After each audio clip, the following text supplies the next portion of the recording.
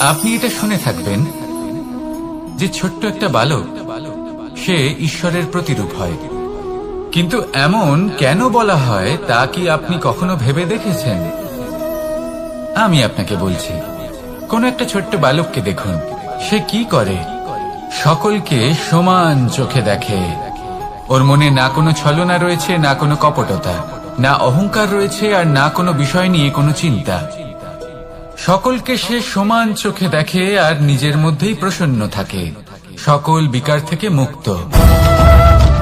এগুলোই তো সেই গুণ সেই বালকের মধ্যে, যা হলো ঈশ্বর স্বরূপ। এবার ভেবে দেখুন, যদি প্রত্যেকটা মানুষ এই ছোট বালকের মতো সেই সব গুণ নিজের মধ্যে জাগ্রত করে তোলে, তাহলে কি হবে? তারাও ঈশ্বর তুল্য হয়ে উঠবে। তাই আপনিও এটাই করুন, নিজের মনকে বিকার মুক্ত করুন সেই ছোট্ট বালকের মতো। মনের মধ্যে না কোনো চিন্তা রাখবেন, না মোহ, না ক্রোধ, না কোনো রকমের ছলনা বা কপটতা। সবাইকে সমান চোখে দেখুন আর নিজের মনেই প্রসন্ন থাকতে শিখুন। এই মন প্রেমময় হয়ে বলবে, রাধা রাধা। মানুষের জীবন বড়ই বিচিত্র হয়। যেই মুহূর্তে জন্ম নেয় একটা প্রতিস্পর্ধায় প্রবেশ করতে থাকে। মানুষ জন্ম নেয় আর প্রতিস্পর্ধা শুরু হয়ে যায় ভাই এবং বোনের মধ্যে সর্বশ্রেষ্ঠ হবার, সবার থেকে এগিয়ে থাকার। তারপরে সে যায় গুরুকুলে, নিজের বন্ধুদের মধ্যে সর্বশ্রেষ্ঠ হওয়ার প্রতিস্পর্ধা শুরু হয়। এবার সেখান থেকে বাইরে বেরিয়ে সংসার জীবনে প্রবেশ করে ধন উপার্জনের প্রতিস্পর্ধা শুরু হয়। তা সে যুদ্ধই হোক বা কলা হোক, এই প্রতিস্পর্ধা কখনোই আমাদের পিছু ছাড়ে না। তাই যদি প্রতিস্পর্ধা করতেই হয়, তাহলে আমরা মানুষকে সাহায্য করার প্রতিস্পর্ধা কেন করব না? এমন এক প্রতিস্পর্ধা যাতে যে কেউ জিতুক বা যে কেউ হারুক না কেন, লাভ সকলের হবে। সকলের মধ্যে প্রেম বিতরণ করতে থাকুন, এইভাবেই আনন্দ বিতরণ করতে থাকুন, আর আমার সাথে ভালোবেসে বলুন, রাধা রাধা। দু রকমের প্রাকৃতিক বেগ থাকে। প্রথম হলো বর্ষা। যখন এর বর্ষণ হয় তখন মাটিকে শীতল করে নতুন ফসল ফলায়। আর দ্বিতীয় হয় পবন, যা আমাদের সর্বদা শ্বাসবায়ু প্রদান করে। অশান্ত এই মনকে শান্তি প্রদান করে, এই ক্লান্ত শরীরে স্ফূর্তি প্রদান করে। আমাদের জীবনে যত আবেগ আছে তা হয় বর্ষার মতো হওয়া উচিত, নয় হওয়া উচিত পবনের মতো। ক্রোধ, মতভেদ, বিবাদ, এগুলো হওয়া উচিত বর্ষার মতো। অর্থাৎ কিছু সময় পরে যেন এরা নিজে থেকেই ছিন্ন ভিন্ন হয়ে চলে যায়। আর যদি পবনের মতো কোনো আবেগ থাকা উচিত, তা হলো প্রেম, যা সর্বদা শ্বাসবায়ু প্রদান করে, সবসময় সাথে থাকে। একে আমরা অনুভব করতে পারি না, কিন্তু এ আমাদের অনুভব করার জন্য প্রাণবায়ু প্রদান করে। আর যখন চক্রবাতের মতো সে ভয়ঙ্কর হয়ে ওঠে, তখন সমগ্র সংসার বদলে দেয়। এর সারমর্ম একটাই, শক্তি। মতভেদ, ক্রোধ, বিবাদের মধ্যে নেই। শক্তি যদি থাকে, তা আছে প্রেমের মধ্যে। তাই এই প্রেমকে মনের মধ্যে রাখুন আর আমার সাথে বলুন, রাধা রাধা। প্রত্যেকটা মানুষ আলাদা হয় আর অত্যন্ত বিশেষও হয়। প্রত্যেক মানুষ ভিন্ন ভিন্ন পরিবেশে পালিত হয়, বড় হয়। প্রত্যেকের নিজস্ব চিন্তা ভাবনা থাকে, নিজস্ব বিচারধারা থাকে। যখন অনেক ভিন্ন বিচারধারা একত্রিত হয়ে যায়, তখন শুরু হয় বিবাদ। এবার এই বিবাদের সময় আপনি দেখবেন, দুই ব্যক্তি যাদের মধ্যে এই বিবাদ হচ্ছে, সবসময় এটা প্রমাণ করতে চান যে তার সামনের ব্যক্তি এবং তার ভাবনা, তার বিচারধারা বা তার বক্তব্য হলো অনুচিত।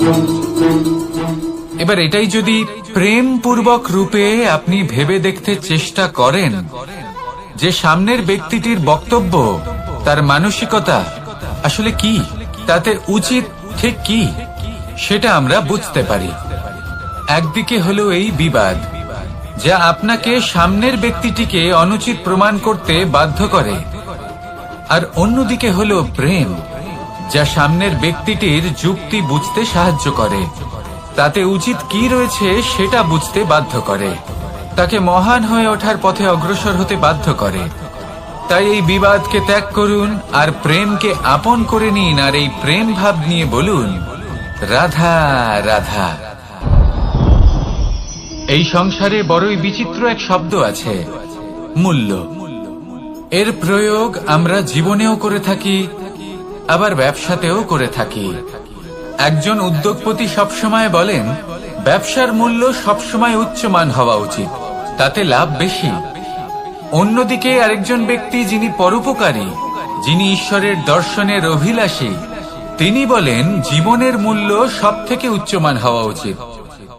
অনেক সময় মানুষ কি করে থাকেন, ব্যবসার এই মূল্য তা উচ্চতার শিখরে পৌঁছানোর লোভে জীবনের মূল্য নামিয়ে ফেলেন। যেখানে এই সমগ্র সংসার প্রেমের দ্বারা চালিত হয়, প্রেমই হলো এই সংসারের আধার। এবার যদি আপনি প্রেম করতে শিখে যান, তাহলে ব্যবসাতে নিশ্চিত রূপে লাভের সাথে সাথে কীর্তি এবং যশ লাভও করতে পারবেন। তা আমি নিশ্চিত রূপে বলতে পারি, কারণ ব্যবসাতে ওঠা নামা এসব চলতেই থাকে। জীবনকে আপনি যদি একবার উচ্চতায় নিয়ে যেতে পারেন, তাহলে তা কখনোই নামবে না। আসুন আর আমার সাথে ভালোবেসে বলুন, রাধা রাধা। যা বাধা দেয় তা হলো অবরোধ, যা এগিয়ে নিয়ে যায় তা হলো বিকাশ, আর যা ভাগ করে দেয় তা হলো গুণ। আপনি সবাইকে আনন্দ দিন, তার বদলে আপনিও আনন্দ পাবেন। আপনি সবার মধ্যে প্রেম ছড়ান, আপনিও তার বদলে প্রেমই পাবেন। এই দেখুন না, মেঘেদের দেখুন। এই যে মেঘ, এই মেঘের গুণ এইটা নয় যে এরা জল সংগ্রহ করে রাখে। এদের গুণ হলো এটাই যে এই মেঘ সকলের মধ্যে জল ভাগ করে দেয়। ধরিত্রীর এবং জগতের তৃষ্ণা নিবারণ হয়। সূর্য, সূর্যের গুণ এইটা নয় যে সে সব থেকে বেশি তেজস্বী। তার গুণ হলো এটাই যে সে নিজের তেজ সবার মধ্যে ভাগ করে দিতে পারে। ঠিক সেইভাবেই জীবনে আনন্দ, উল্লাস, প্রেম এই সব কিছুই ভাগ করে নিতে শিখুন। এটাই হলো একটা গুণ, আর তার বদলে আপনি দ্বিগুণ আনন্দ, দ্বিগুণ উল্লাস, দ্বিগুণ প্রেম অবশ্যই পাবেন। যদি আপনি এই সবকিছু নিজের কাছেই জমিয়ে রাখেন, তাহলে আপনি নিজের বিকাশে নিজেই বাধা দেবেন। আসুন আর আমার সাথে ভালোবেসে বলুন, রাধা রাধা। আপনি কখনো মাখনের হাঁড়ি ভেঙেছেন? কত আনন্দ পাওয়া যায়। এই মাখনের হাঁড়ি ভাঙলে পুরো মাখন আমাদের গায়ে এসে পড়ে আর মন উচ্ছ্বসিত হয়ে ওঠে। কিন্তু তার জন্য বালগোপালদের কত চেষ্টা করতে হয় সেটা কখনো ভেবে দেখেছেন? প্রথমে বড়ই পরিশ্রম করে একের ওপর এক সাবধানে ওপরে চড়তে হয়, তারপরে ভারসাম্য বজায় রাখতে হয়, পড়ে গেলে হবে না। তারপর এই হাতের দ্বারা সেই মাখনের হাঁড়ি ভাঙতে হয়, তখন মাখন পড়ে। এবার এরকমই কিছু আমাদের জীবনে আমাদের সাথেও হয়। এবার আপনি বলবেন যে মাখনের হাঁড়ি ভাঙার এই প্রক্রিয়া, তার সাথে জীবনের কি সম্পর্ক থাকতে পারে? আসলে আমাদের মনের মাঝেও একটা হাঁড়ি রয়েছে, অহংকারের হাঁড়ি। আর এই অহংকারের হাঁড়ি যখন ভেঙে যায়, তখন প্রসন্ন হবার আনন্দ চতুর্দিকে ছড়িয়ে পড়ে। এই মন, এই আত্মা, এই দুই প্রসন্ন হয়ে যায়। কিন্তু তার জন্য আপনাদেরকেও বালগোপালের মতো চেষ্টা করে যেতেই হবে, ভারসাম্য বজায় রাখতেই হবে মনের মাঝে এবং এই বুদ্ধিতে, ভালো এবং মন্দের মধ্যে, লোভ এবং পরমার্থের মধ্যে। আর তারপর নিজে হাতে অহংকারের এই হাঁড়ি ভেঙে দিতে হয়। দেখুন, যদি ঈশ্বরের সঙ্গ লাভ করতে চান, তাহলে অহংকারের এই হাঁড়ি ভাঙতেই হবে। আসুন আর আমার সাথে ভালোবেসে বলুন, রাধা রাধা। মুঠো হাতের শক্তি বেশি, মুঠো খুললেই তা দুর্বল। তা এমন কি থাকা উচিত এই বন্ধ মুঠোয় যা লাখের সমান? মানসিকতা এবং স্বপ্ন। মানুষ জন্মগ্রহণ করে, তার মানসিকতা সময়ের সাথে উন্নত হয়। মানসিকতা অনুযায়ী সে স্বপ্ন দেখে, আর সেই স্বপ্ন সার্থক করতে সে পরিশ্রম করতে থাকে। কিন্তু খুব গুরুত্বপূর্ণ একটা কথা আছে যা আপনার মনে রাখা উচিত। আপনার এই মানসিকতা, আপনার এই স্বপ্ন, তা যেন আপনার নিয়ন্ত্রণে থাকে। আপনার বন্ধ মুঠোয় যেন এর লাগাম থাকে, আপনি যেন এর প্রভু হন।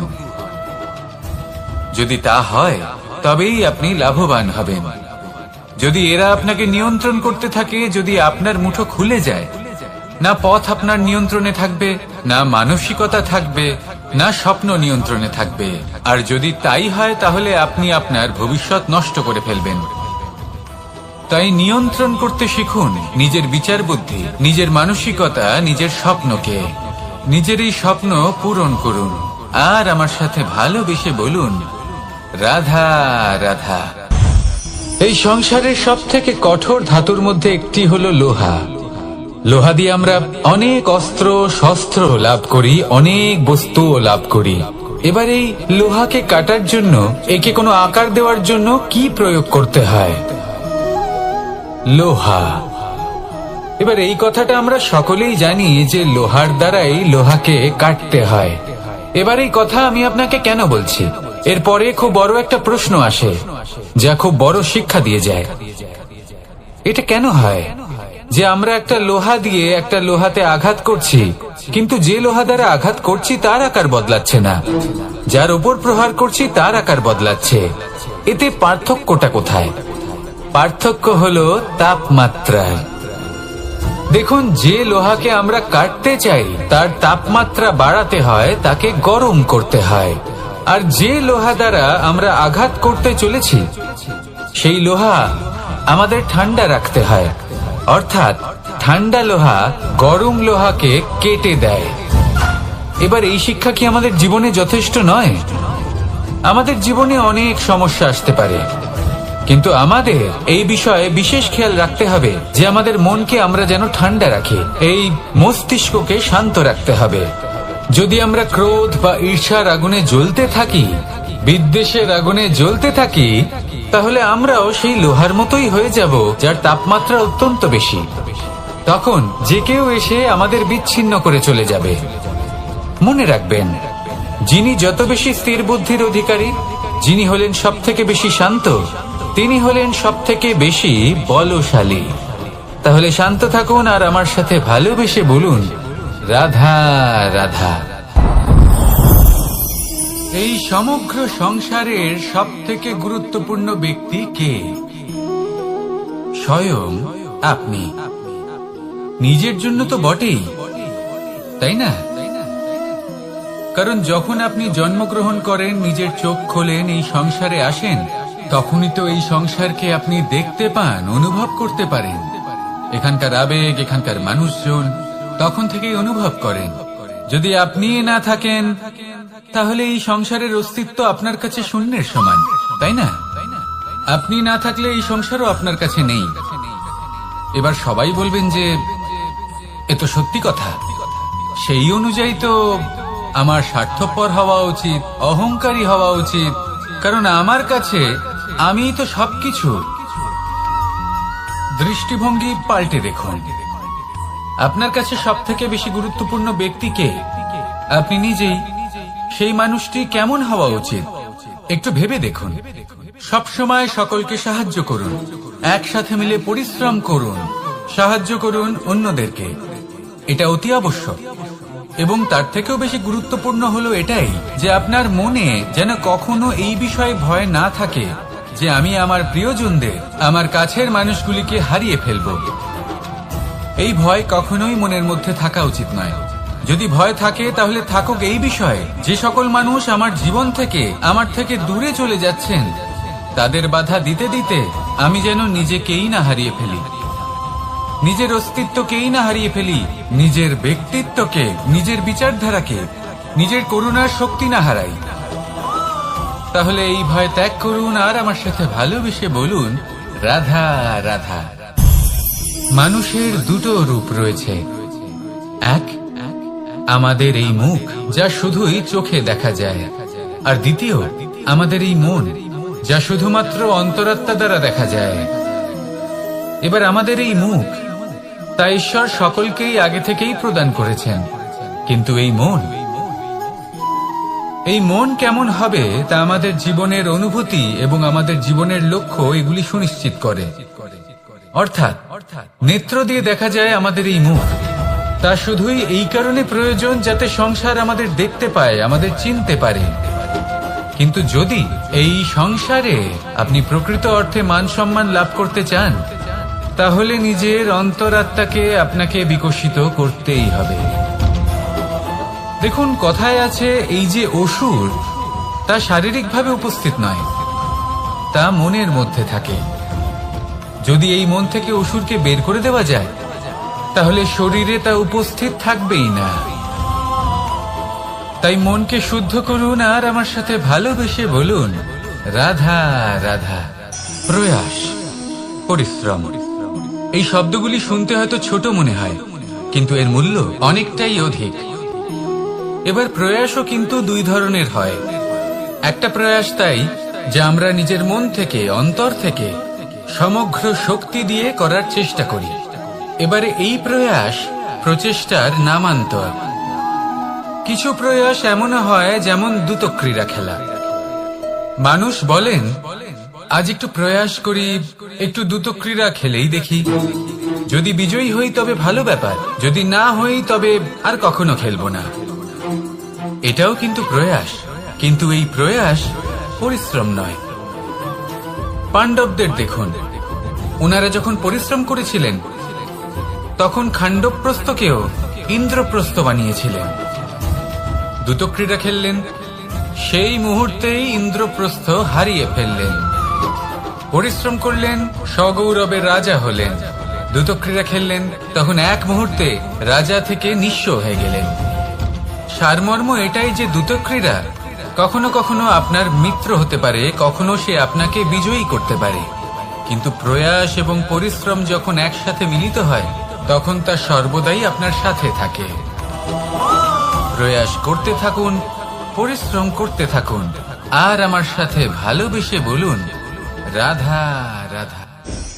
যখনই আমরা প্রসন্ন হই, কোনো শুভ অনুষ্ঠান থাকে, আমরা সাফল্য লাভ করি, আমরা সবার আগে আপনজনদের মিষ্টিমুখ করাই। আর এটা ভালোই। মিষ্টিমুখ করালে মনও মিষ্টি হয়ে যায়। কিন্তু এই মিষ্টতা শুধুমাত্র মিষ্টির মধ্যে থাকে না, কারণ এই স্বাদ নয়, এই এক অনুভূতি। জিহ্বার স্বাদ গলায় গেলেই শেষ হয়ে যায়, সেখানে অনুভূতির স্বাদ সারা জীবন মনে থেকে যায়। তাই আপনি যখনই আপনজনদের মিষ্টিমুখ করাবেন, শুধু সেই মিষ্টি দিয়ে কেন, যা কিছুক্ষণের জন্যই থাকে, সেই অনুভূতির দ্বারা, সেই মিষ্টি কথার দ্বারা, সেই মিষ্টি ব্যবহারের দ্বারা সবাইকে খুশি করুন। মানুষ সারা জীবন মনে রাখবে, না থাকবে কোনো তিক্ততা, আর না থাকবে কোনো শত্রুতা। দেখবেন, এইভাবেই আপনি আরো একটা সুযোগ পেয়ে যাবেন মিষ্টিমুখ করার। রাধা রাধা।